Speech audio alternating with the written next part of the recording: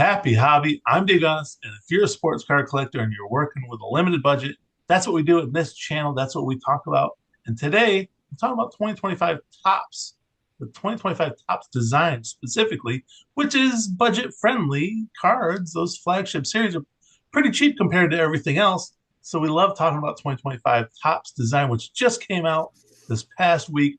And we have in our midst a graphic designer, but not just any graphic design. This is Alan Camuto, a guy who used to design sports cards, and he actually did cards that eventually Topps used in their product.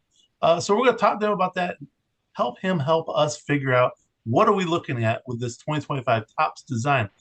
Alan, how are you doing? First of all, Doing well. Thank you, David, for having me on. yeah. Now the reviews have been mixed so far about this 2025 new Topps design. So I want to pick your brain about that. But first, I want to hear about your background. Like, what you've been a graphic designer all your life? Like, what happened here? Yeah, so I've been working in and around graphic design for the past 25 years. Oh wow. I started out in 2000, and I never intended to be a card designer.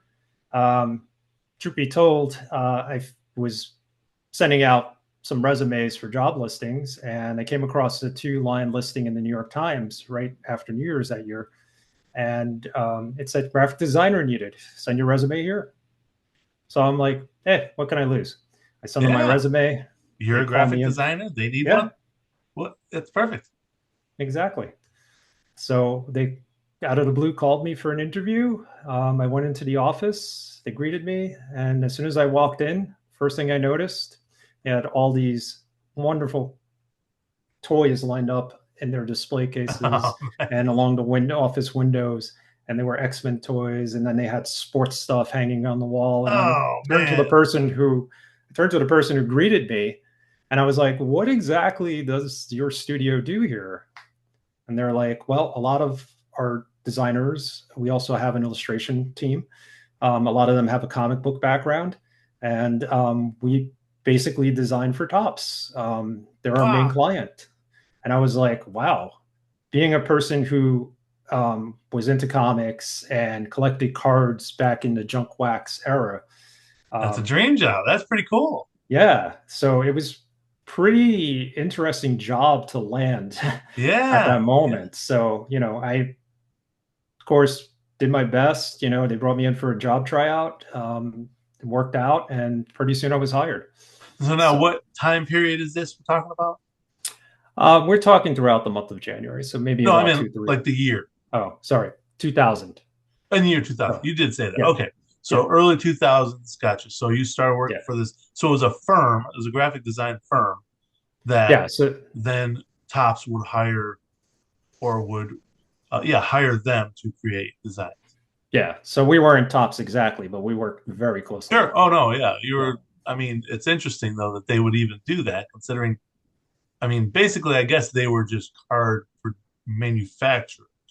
So, here we think of them now. It's a lot different setup, right? I mean, obviously fanatics on it, but I mean, I would think even in the past 10 years, it's been a Mhm. lot different. Yeah, I think the setup is different now. I can't speak for it fully, but back then it was a lot cheaper for them to have everything outsourced to a Oh, yeah, vendor, on a third party vendor. gotcha. They did have an in house staff that did work on some designs, I believe. But for the most part, everything was sent to us. And I believe there was another design studio as well. And there might have been a third one at the time, but Oh, wow. we handled the bulk along with the other design studio of work, not only designing the cards, but producing them from start to finish. So, you think, yeah, we're designing cards, that's awesome and everything. But then, images need to be scanned. We had Mm. another studio in the back, which was called the pathing team. And they would go in and path all the images in Adobe Photoshop using the pen tool, um, Wow. to then turn everything into, what you see, allowing us to remove the backgrounds from the foregrounds of the images, Oh, I which got you. would allow us to put chrome in the backgrounds and keep, the player clear in the foreground. Yeah. a lot of intricate stuff. Yeah, that So sounds pretty extensive or yeah, intensive or both. intensive. Yeah. Oh, that's pretty cool. So you, as a kid, you just like drawing, like you were into graphic design as a kid. I was very interested in computers and wanted to go into computer programming. Mm. For me, I got into illustrations. I loved comic books. I started Oh, gotcha. drawing. When I got into high school, my art teacher said, "Hey, you got knack for talent. Have you thought Oh, about cool. maybe a career in art?" So I thought about that. My parents weren't too keen about it. They were like, "Stay with computers. That's where the money's at." Um, until I met my uncle's best friend. He's a classically trained graphic designer, and I talked to Ah, him about the process, his experiences, how computers kind of came into the whole deal for him. set you on the So right path. he set me on the right path, and Gotcha. that's right then I knew what I wanted to do. I wanted to Well, kind of awesome. That combine the path, two. that path led you to us. So I'm Yeah, happy about that. I met you on our Happy Hobby Sports Cards chat from the yep, newsletter, the Happy Hobby Sports Cards newsletter, which is at gonis.substack.com. Now we're going to talk about 2025 Topps Design. You've already mulled it over, you've digested it, you've taken it apart in your brain, I'm sure. So help us first. There's mixed reviews. yes. Some people love it. I love it. Some people aren't crazy about it. They say it's unmemorable, it's forgetful, it's not. What? So what's your opinion? What do you think about it? I like it. Oh, Um, good. what I'd like to say right off the back is that what we're seeing these initial cards, we saw the Aaron Judge, obviously, the Ellie De La Cruz card, Mhm. the future stars of Crow Armstrong. Yeah. Those cards are mocked up to look what the final card would look like. But until you actually have the card in your hand, you're not going to see it, for what the final product is. Oh, The interesting. mock-ups are probably about 90%, Close to it. 95 close to it. Yeah. You That know, makes me think of like in movies, when a trailer comes out for a movie, sometimes you'll see scenes in the trailer that aren't in the movie because they made the trailer 6 months before the movie was finished and had a couple that, it wasn't edited and stuff. So that's cool. That sounds something similar to that. yeah. So I think the design is the design. Pretty much like you said about the movie trailer, you're getting that movie. But I think in the end, when they add some technology to it, obviously they're going to put some foil for the logo. The 2024 design had a little bit of foil going around where the piping was for the team colors, which kind of made it stand out a little more. So I think when Oh, you have the gotcha. final product in your hand, it's going to look a little more appealing than Oh, what we're nice. seeing. Yeah. Oh, good. Well, that's good. Um, Now, some of the features that now I put the card up here in between us. Now, Okay. some of the features like the racetrack that goes behind it. I love that. I love that look. Now, I don't know what do you even call that, a ribbon or something like that, but what do you think of that? I feel like it gives it some depth. So I kind of like that ribbon design. It goes back to what they used on the 2019 design. It was something Oh, right. similar. And at first, when I saw the 2019 designs, I didn't care much about them. I was like, this is too much of a departure from classic Topps cards. But then when I started looking at it more, I noticed the grid pattern off to the side on the background, and then how the piping kind of came down. And the grid pattern made me think of New York City subway tiles. Oh, And the actual piping made me think of a New York City subway map. Obviously, I'm from New York, oh, so I see it all the yeah. time. So it made me Yeah. think of just the trails of, on the map of where the trains are actually going through New York City. And I was like, I wonder if this was inspired by that. Now, Tops. obviously, Tops is Brooklyn born. Yeah, that makes yeah, sense. yeah, their offices are in Manhattan. So, it Cool. could have been that. And I think they kind of brought that over to this year's design, but obviously somewhat different. A lot of people are comparing it to 1982 tops, Yeah, which, that's what I thought initially. That was my first yeah, kind of. yeah. So I think, it pays homage to both. And it's going to, it took me a while to look at it and kind of have it grow on me. My first instinct was it just kind of looks like a Bowman card, but then I was like, no. Once I pulled back on it, I looked at the full card. I'm like, I could see how this relates to all the other tops designs. Oh, nice. Oh, so it would be something like that. Like it would be uh there'd be relation between the two different designs, Yeah, yeah, definitely. I think like a Bowman kind of fingerprint has, kind of thing, or where yeah, you, I think like, how you, yeah. yeah, like a fingerprint. I think Bowman kind of has its own, you know, Hmm. kind of intricate designs, whereas Tops is more, well, in the past, it had always been a traditional white border, some kind of border design. Right. Um, 2016, they started departing from that, putting some graphics on the border, and then, we went ahead and removed the border altogether. Yeah. So Yeah. So what are you a fan of, plus border or minus border?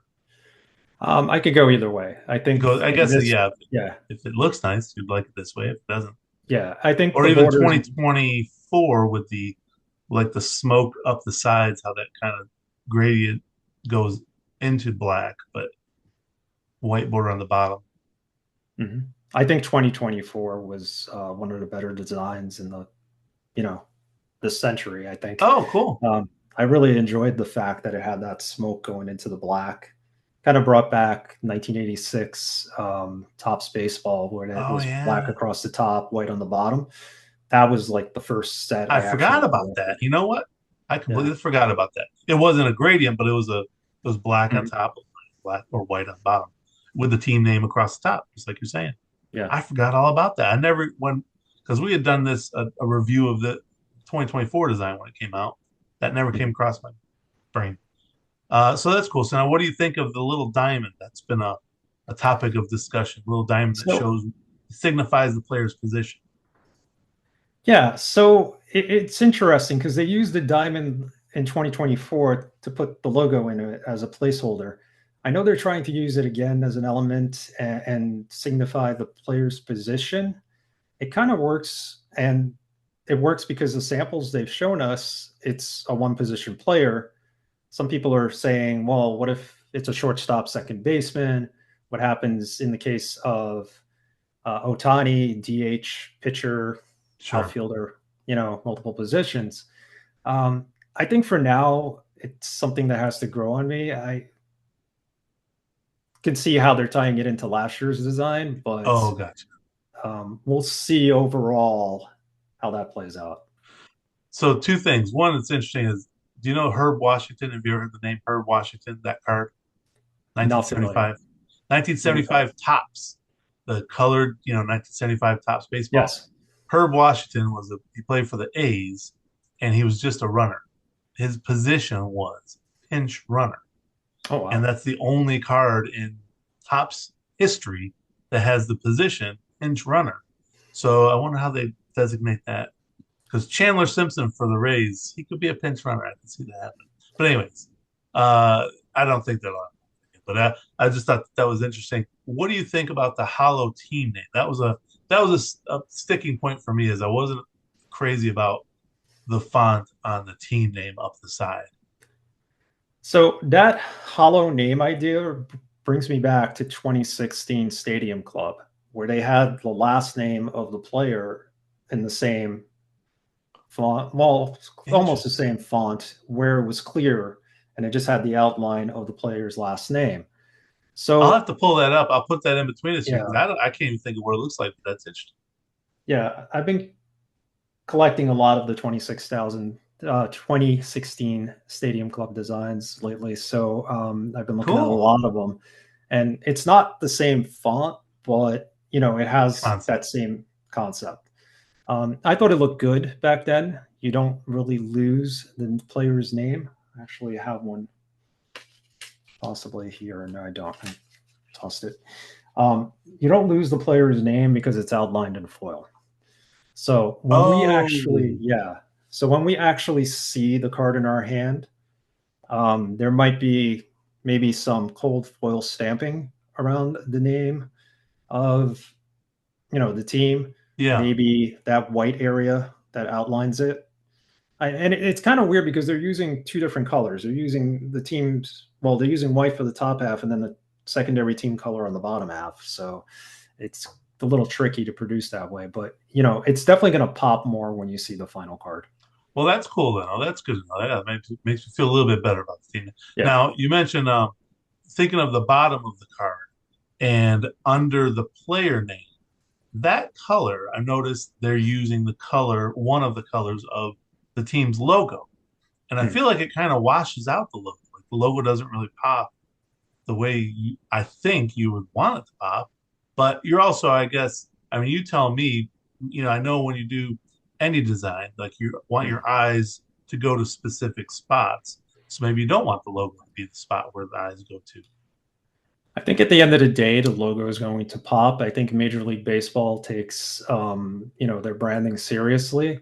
So Mm, more so than the actual team name written up on the side, I think it's going to be that the players' team logo, the team he plays, is going to be what stands out the most. I Um, got you. yeah. Well, cool. So the two color player name, I was wondering about that too. Is that you like that? That's that feature? It's interesting. They use two different fonts. So the first name I think is an Avenir, and the second font That's what that was used, my guess. I was yeah, thinking Avenir too. That was just my close enough, yeah. right? But the second name in there, and also the team name, I think they're using Euro style, which is a completely different font. So it's interesting that they're doing that. In the past, it's always been, at least when I was designing, it was always the same font for the full name. Oh, Um, that's cool. yeah. So having the name there outside of the actual area where the last name is a little interesting. I would have probably put it in the entire area that you said, the colored area. Maybe it would pop a little more there. Oh yeah. Because now we're worried about what's going to be behind that first name. Like, is it going to be a color, whether it's grass or, the bleachers in the background or something that's going to, take away from making that first name legible. Right. As for the colored area down there, they seem to have, an opacity on it so that you could actually see through and see some of the background. Gotcha. That's what's making it look a little muddled. They did that on Stadium Club cards last year. The 2024 Stadium Club cards on the bottom were the first ones where they actually had that white gradient, but you could still kind of see the picture through it. Oh, And cool. it looked cool, but for me, that was a departure from Stadium Club. Oh, right. Yes, you're Yeah. saying. So this year's design, we'll see how the final product looks. I'm assuming that, depending on which card they're working with and what picture they're working with, it'll probably be a little darker or a little lighter. Now you had mentioned something to me about that before. That when you go to create the card, when they bring you a card or a design they want you to create, the image might swap out. Explain that again. Yeah. So when we're designing the card, they're usually providing us with a set of images that are probably not the final images that go on the card. Of like a So specific player or something like that.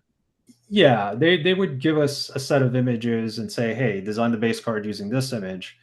And the image is typically close to what the design might be, but it might be an image from, using last year's set. You know, Sometimes it is the actual image that's going on the card to design Okay. you're designing with. Yeah. But, overall, um, you could expect to see some changes. Gotcha. But for the most part, whoever designed the card, I'm going to say they were probably designing with the judge image that we see in the sample, and Yep. that's typically what they designed it around. Gotcha. And Gotcha. yeah, Now, what's your opinion on this design in Chrome? so in Chrome, it's going to be quite interesting. Yeah. Last year, they chromed out the border of the card. Oh, The player itself, keep the chrome off him. You want to show the player fully. Um, Never do anything to the player's image. It's his image. gotcha. Okay. Um, Makes you sense. know, and then behind that image, they had the chrome on there. And then they wouldn't chrome the piping around the card itself, the team colors, the team name. I think they didn't chrome, so that made it stand out more. And the chrome was kind of like ghosted back a little, and everything else, all the other elements just popped. Um, I think it's going to work here. Think of it as the main elements: the player, silhouette, the border is obviously going to be chrome, but the piping might stand out more. I see. Um, the actual team logo that's going to pop. Yeah, The oh, team, right. the Yeah. player's name will pop, and then everything else will kind of be ghosted back a little by the chrome effect. I find it, unusual that they've done this intricate design, but we'll see what their designers come up with, creative wise, to make it work in Chrome. Yeah, yeah. Interesting. So for this 2025 tops design, now I want your final grade out of 1 out of 10.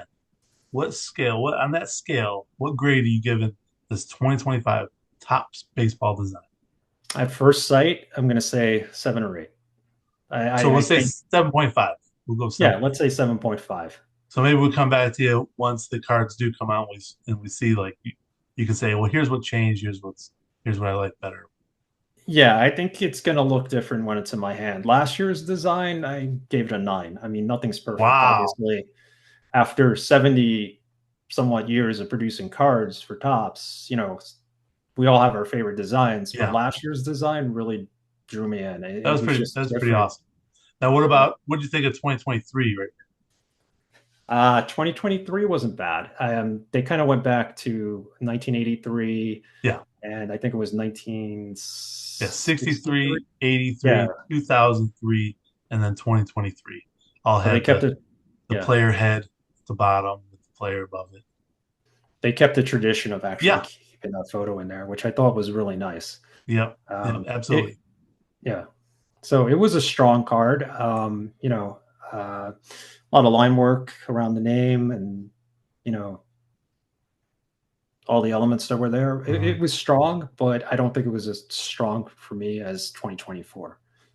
I got you. Now you know you're talking about like how the design was similar 63, 83, 2003, every 20 years, and then 2023.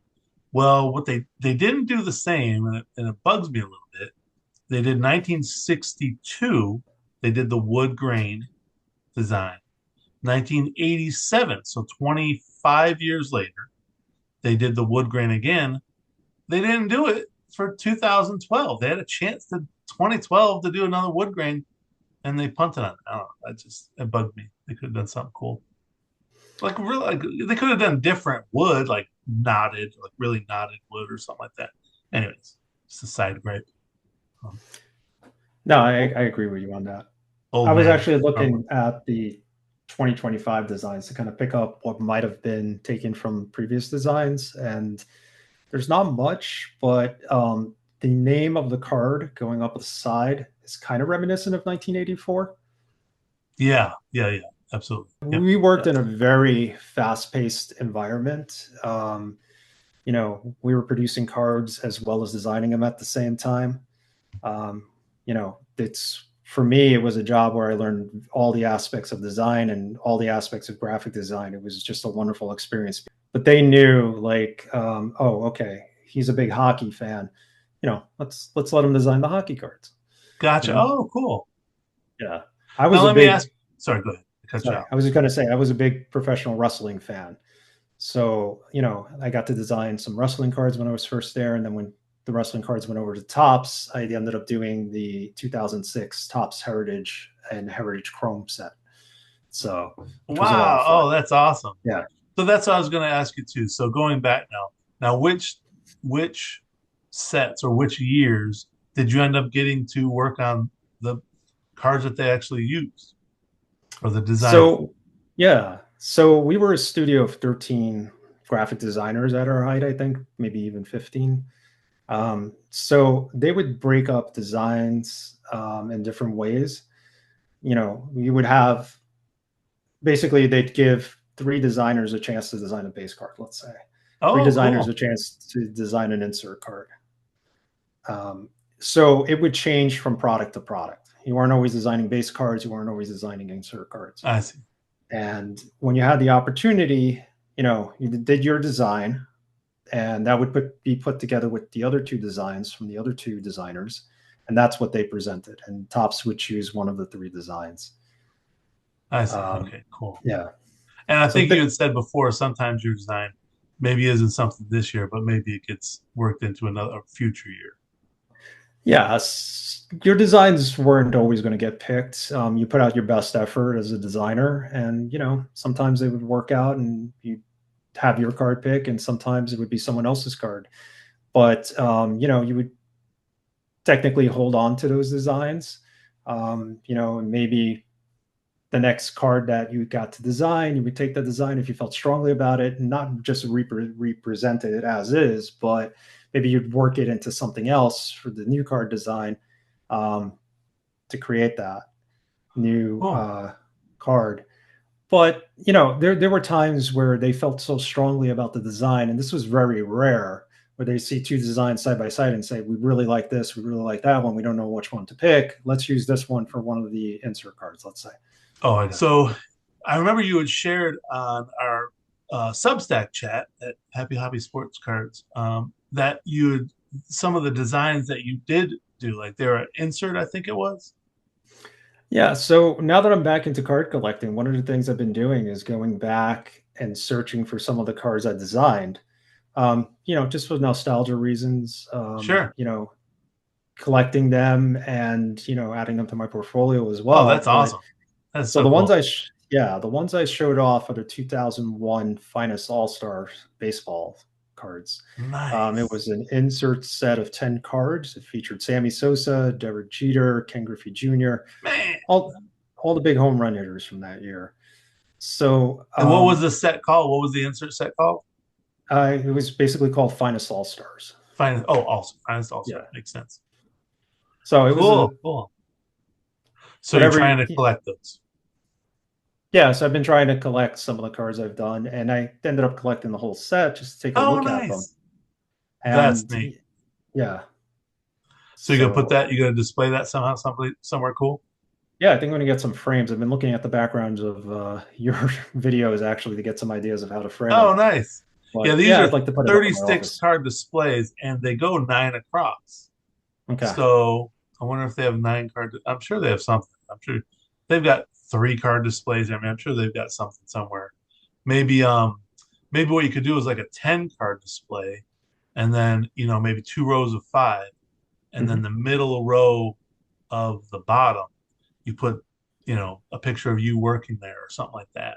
That might be kind of Yeah, cool. something like that. Yeah, that's neat. BCW also has those interlocking frames that you Yeah, could get, so maybe I'll do something like that. there you go. Nine of those. Yeah. Yeah, that's awesome. So, Well, cool. Well, I'll tell you what, man, this was quite informative. I appreciate it. We definitely would like to have you on again at some time in the future. We'll talk again about whether it's cards or design or whatever it is. Now, for anyone that wants to reach out to you, you're on Blue Sky. yeah, I'm currently on Blue Sky. There's a big contingency of card collectors on there, believe it or not. They operate out of hashtag Card Sky. I know gummy cards are out there too. They make their own unlicensed cards. There's a group of people who just trade cards on there. There's a giveaway group, so it's worth checking out. You can find me at Don't Call Me Al at thepennyhustle.bsky.social. Um, Part of the Card Sky hashtag on there. Good group of baseball card collectors who've just come together to trade and talk about cards. And Nice. it's a nice little group. And yeah, come and join Social us. media Or has changed collecting. Social media is it makes collecting so much different because not everybody has access to other people that collect cards, but on social media you do, so that's great. absolutely. And Substack has been a great resource too. Obviously, your newsletter and the chat is on there, and a lot of the people in the group have their own newsletters, so it's been a great resource for me. Awesome. Well, that's good to hear. I appreciate that. That's the community. I mean, I didn't build a community. Those guys are. I mean, everybody's just fun. It's a family friend. Like I've tried to really kind of mold it into. It's a family friendly, positive minded. Nobody's cussing. Nobody's grumbling about theft and trying to say this guy did that. Just everybody just enjoy your cards. We can all have fun. But I appreciate Absolutely. you coming on, Alan. That was awesome. I appreciate it. We'll definitely do this again sometime. And for all of you, if you have a question for Alan, make sure you put it in the comments here or reach out to him on Blue Sky. But hopefully, you enjoyed 2025 Tops Baseball the way we enjoy 2025 Tops Baseball. And whatever you do, make sure you have a happy hobby.